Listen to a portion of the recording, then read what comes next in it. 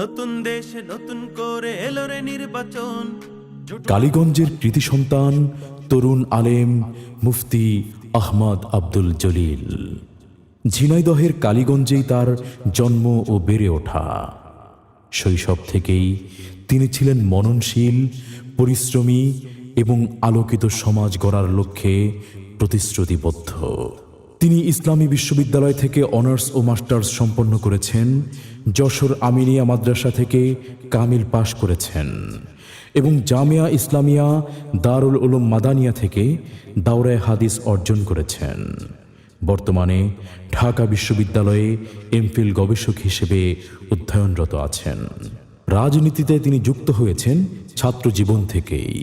বর্তমানে তিনি ইসলামী যুব আন্দোলন বাংলাদেশের কেন্দ্রীয় তথ্য ও গবেষণা সম্পাদক হিসেবে দায়িত্ব পালন করছেন।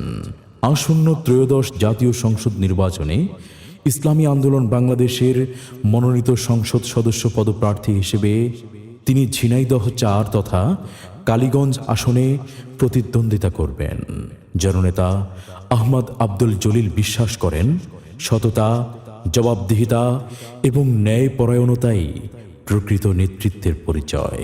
তিনি চান মাদক ও সন্ত্রাসমুক্ত সমাজ, চাঁদাবাজি ও দখলদারি মুক্ত ব্যবসায়িক পরিবেশ, দলীয় প্রভাবমুক্ত শিক্ষা প্রতিষ্ঠান।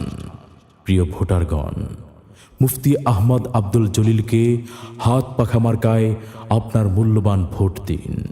আপনার সমর্থনে ঝিনাইদহ ৪ তথা কালীগঞ্জ হবে দুর্নীতি, দুঃশাসন, সন্ত্রাস ও চাঁদাবাজ মুক্ত, উন্নত ও কল্যাণমুখী জনপদ।